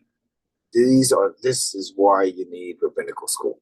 This is why we need the Talmud and the Shulchan Aruch and the Rav Yosef and the Mishnah Berurah. And we do not make these decisions on our own. But his comments are, he was extremely, I wouldn't even say close. He was correct in everything he said. Just like, let's hedge it a little bit. Bueno, dice el Rab, es correcto en lo que estás diciendo. Para cristalizar y agregar un punto más, dice el Rab, no es que cuando tengamos algo rabínico simplemente lo hacemos a un lado tan fácil. Simplemente es que hay veces que tenemos obligaciones rabínicas a veces, como ir a los rezos con una obligación rabínica. Escuchar la lectura de la Torah es una obligación rabínica. Pero si estás en pleno Yom Kippur y no sé, a lo mejor te encuentras en Texas aquí en verano, donde el calor está está calientísimo, dice el Rab, hasta en el infierno tienen mejor aire acondicionado que aquí en Texas en el verano. Entonces, dice el Rab, pero estás en una situación así y tienes que caminar, no sé, varios kilómetros para ir a la sinagoga y sabes que te vas a deshidratar y vas a tener que quebrar Yom Kippur y vas a tomar agua, que es un doraita, simplemente porque tú quieres ir a hacer los rezos, obviamente que son muy importantes, especialmente en Yom Kippur, en la sinagoga, deberías de abstenerte a hacer eso. ¿Por qué? Porque hacer a un lado algo, cumplir con algo de Rabanán, donde te va a llegar a quebrar algo de Oraita, no cuadra. Entonces, ahí es donde tú tienes que tomar una decisión y decir, bueno, aquí esto no lo voy a hacer porque prefiero cubrirme o protegerme de otra manera para que no llegue yo a quebrar algo de Oraita. Ahora, lo que dijiste de que si tenemos dudas, a lo mejor a veces, que es un dicho muy famoso en la halajá, que si tenemos una duda, un concepto de halajá muy famoso, que si tenemos una duda de oraita, somos más estrictos, y si tenemos una duda de rabanán, somos un poquito más permisibles. Dicen Rab, eso una persona no puede usar su criterio y hacer lo que él quiera usando eso. Entonces una persona es especialmente donde necesita llegar a tener un rabino, porque una persona no sabe qué es lo que es una duda. Especialmente nosotros que estamos en nuestra infancia halágica, ¿qué es una duda? Entonces en el Shulchan Aruch, en el Talmud, está hablando de estas cosas. A lo mejor lo que tú pensaste que era una duda en realidad no es una duda y simplemente tienes que cumplirlo. O a lo mejor puede ser que sí sea una duda y haya una permisibilidad, pero eso tiene otras implicaciones halágicas con otras mitzvot o con otras prohibiciones que a lo mejor llegan a ser de Rabanán, digo, de Oraita. Entonces, uno no puede hacer esos cálculos uno mismo, tiene que buscar un rabino que te pueda ayudar en estas ciertas cosas, especialmente cuando llegues a tener dudas halágicas, en qué es permisible y qué no. Muchos casos son diferentes, todo tiene un poquito diferente y puede ser ahí donde es algo, la diferencia entre algo permisible y algo totalmente prohibido. I'm going to explain one thing here. Yes, we Gracias. say that a doubt the Rabbanan could be lenient. We just explain that whole concept that not necessarily depends. One of the it depends is there are times that the Talmud says Aval Rabbanan asu chizuk lidivreihem, but the rabbis here added strength to their words. What does that mean? There are some times that because the nature of people is going to be to not do this rabbinic commandment, and they're going to end up and doing something d'oraisa because they're going to get confused. So the rabbis not only made the fence high, they made the rules on this particular thing stricter than the d'oraisa. Whoa, right. How do you know what's what? As we go along this course, we're going to be dealing with every single mitzvah. And when we get to something where here, this doesn't follow the normal things, I'll give you one of the examples. Meat and milk, meat and chicken, plates, hours. Do you realize that we have in the Shulchan Aruch time when we have a fence, on a fence, on a fence?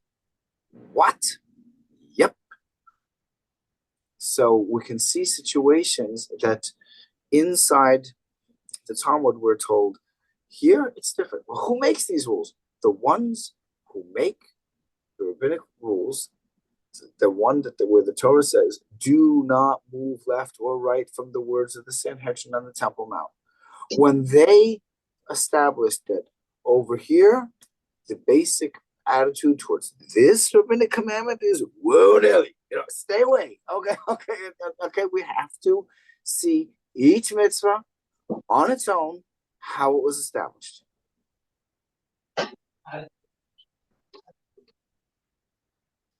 Bueno, Ra, para clarificar ese punto un poquito más a fondo, dice, es cierto que a plena vista eso es como se debe aplicar, que cuando tenemos una duda sobre algo de Oraita, tenemos que ser muy estrictos, y cuando tenemos una duda sobre algo de Rabanán, podemos ser un poquito más permisibles. Pero, dicen Ram, no es tan fácil como así, porque en tanto hay muchos ejemplos donde los rabinos agregaron mucha fuerza a ciertas palabras, a ciertos prohibiciones rabínicas. Los rabinos agregaron una cerca arriba de otra cerca, arriba de otra cerca, porque sabían si todas las leyes rabínicas las juzgas de la misma manera, entonces muy fácil vienes haciendo algunas prohibiciones a la izquierda, a la derecha. O sea, las haces un poquito a un lado porque las estás viendo todas iguales, pero hay algunas prohibiciones rabínicas que tienen implicación hasta más que unas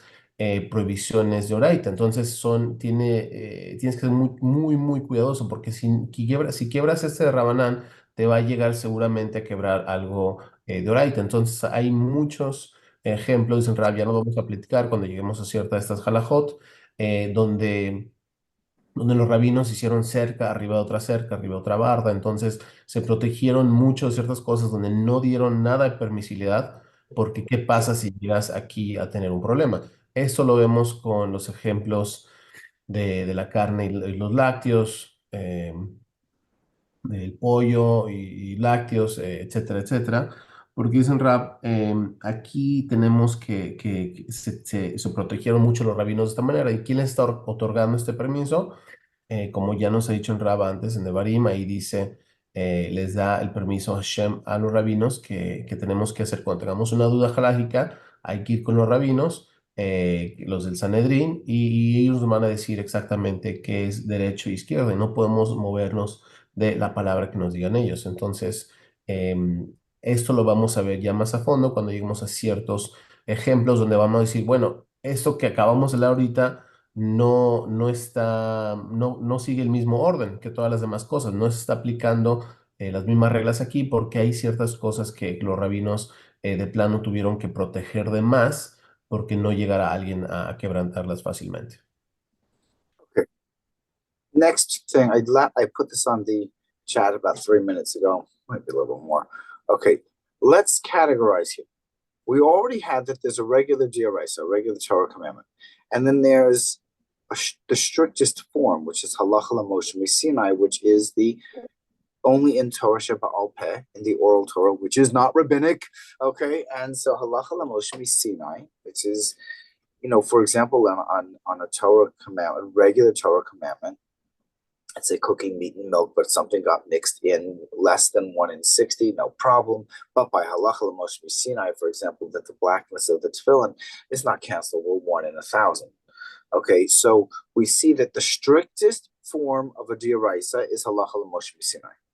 Then we have a regular dirabanan, regular rabbinic commandments. We have a oive, category of dirabanan called halacha me divrei sofrim, which means halacha from the words of the scribes. It really means from the times of the prophets. Okay, in other words, from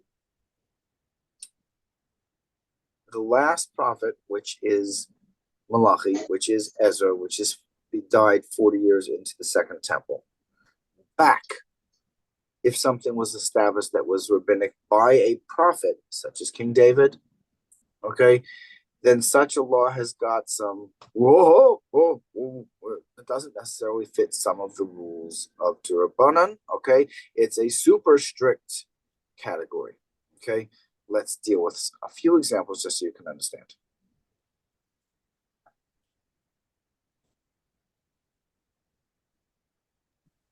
Bueno, entonces el Ram nos puso hace algunos minutos aquí en el chat las diferentes categorías de mitzvot y de prohibiciones. Aquí tenemos de Oraita, que sabemos que es la Torah. Luego tenemos Halaja le Moshe Messinai, que es halajá directamente oral que Moshe recibió de Hashem y también que Moshe transmitió hacia todos los demás que vinieron después de él.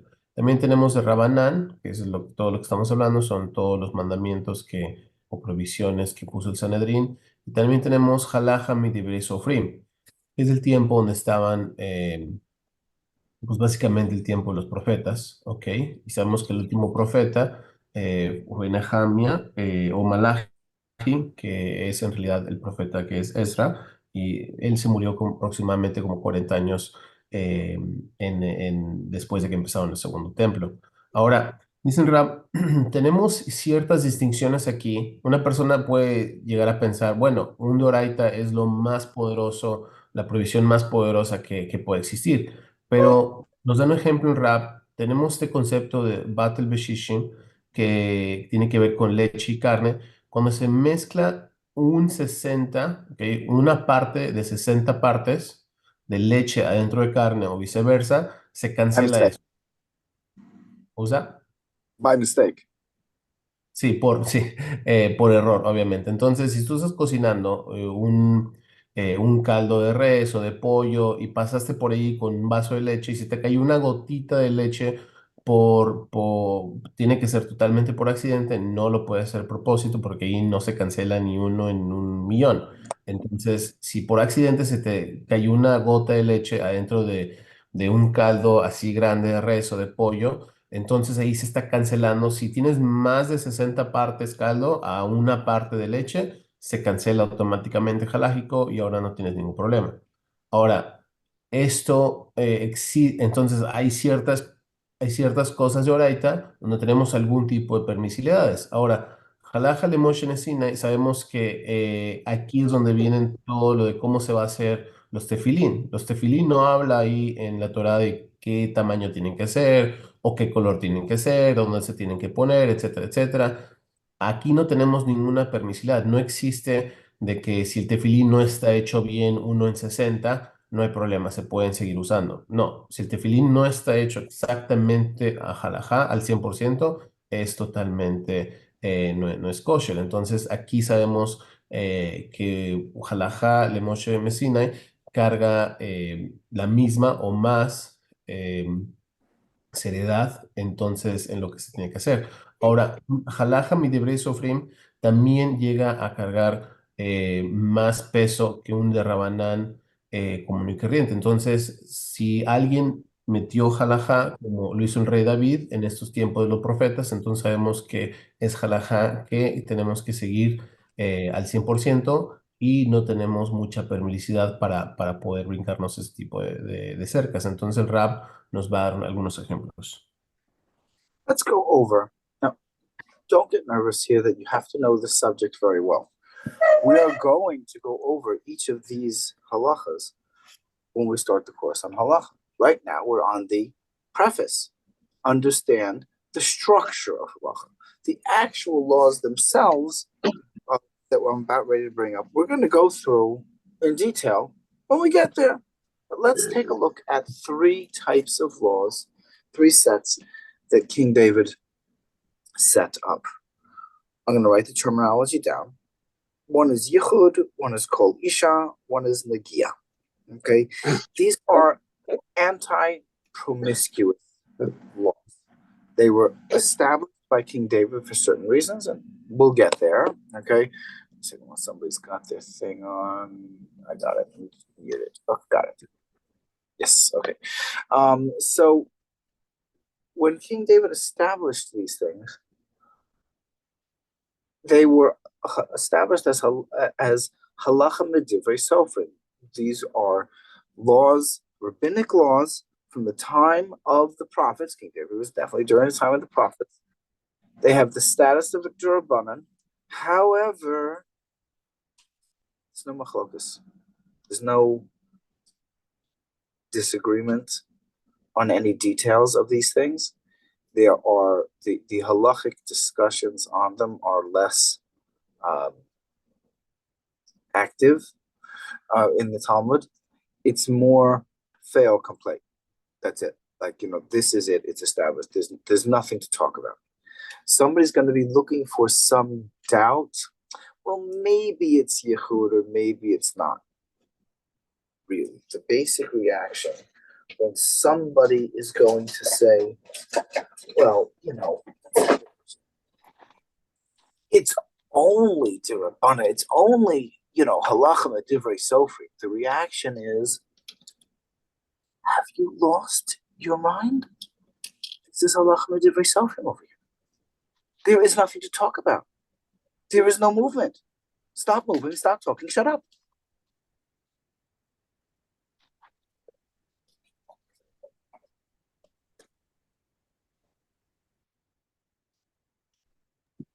Bueno, dicen Rab, eso lo que vamos a platicar ahorita, no lo tienen, no se preocupen, no se estresen de que tienen que saber todo esto, esta información que vamos a empezar a dar, porque no la vamos a hablar muy a fondo. Todo esto, esta terminología, simplemente estamos usando estos ejemplos porque estamos aquí aprendiendo del sistema rabínico. Ahora, ya cuando empecemos a hablar de halajá y de estos temas, ya es donde lo vamos a aprender más a fondo y donde tienen que en realidad enfocarse y estar un poquito más enfocados en lo que vamos a hablar. Pero ahorita, simplemente para dar estos ejemplos, sabemos que dentro de la categoría de Rabanán existe esta categoría que acá hablamos de la ahorita de Halajá y de Sofrim, que es Halajá que se hizo en los tiempos de los profetas. En estos tiempos estaba el rey David. El rey David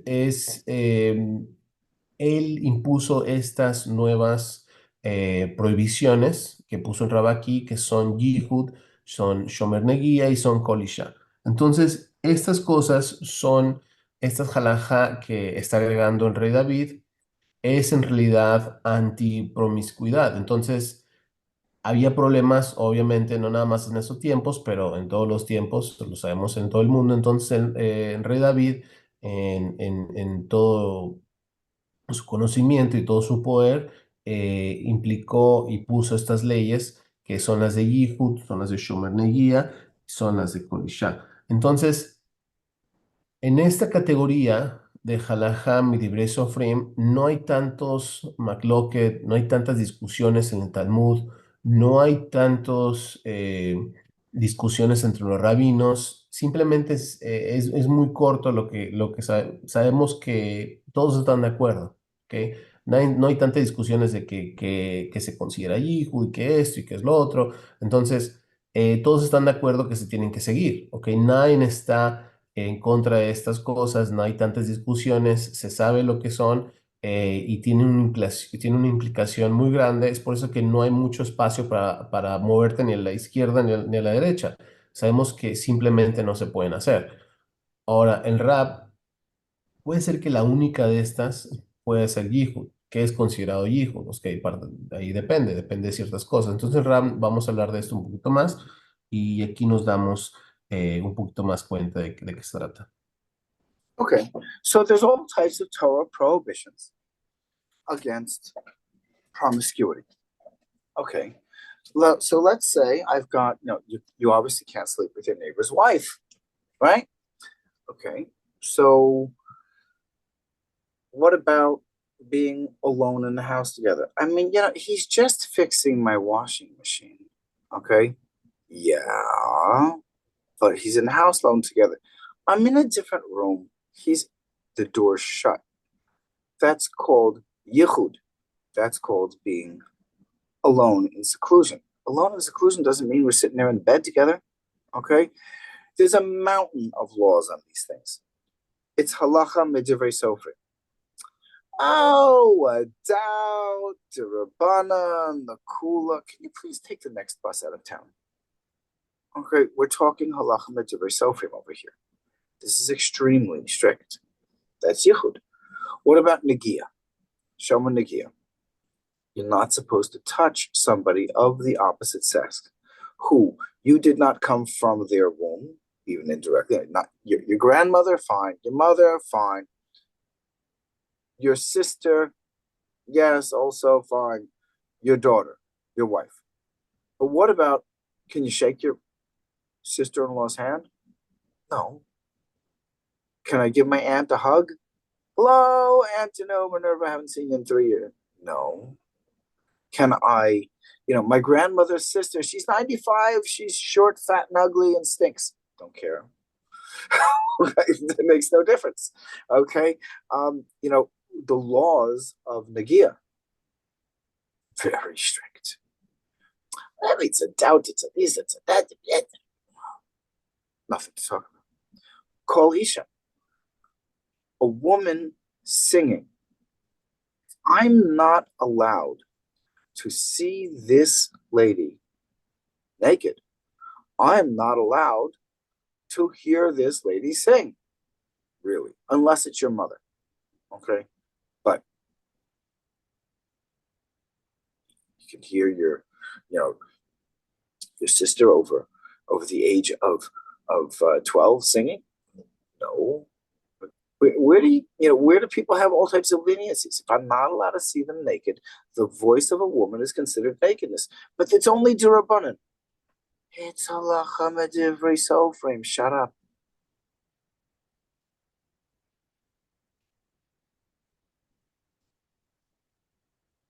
Bueno, entonces, Ram, estas leyes que son de Halajá y Divrei Sofrim que puso el rey David, estas leyes son anti-promiscuidad. Sabemos que tenemos un problema con esto, entonces todo el mundo entiende esto. Entonces, tú entiendes que no te puedes acostar con la esposa de tu vecino, ¿ok? Si eres una persona decente, no deberías hacer esas cosas. Pero ¿qué pasa estar en su propiedad? ¿Qué pasa estar en su casa a solas con ella? Obviamente no vas a estar en su cama, no vas a estar pretendiéndola, pero ella necesita que le arregles, no sé, ahí algo en la casa, ¿ok? No está su esposo, necesita que arregles algo y te pide ayuda, pero después cierran la puerta.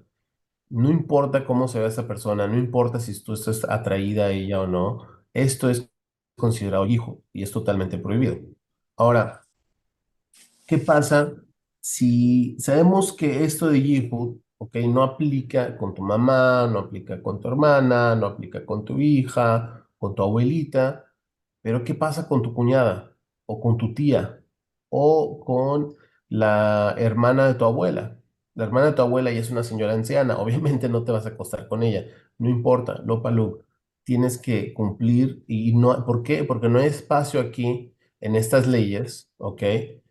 Como existen en las leyes de Rabanán.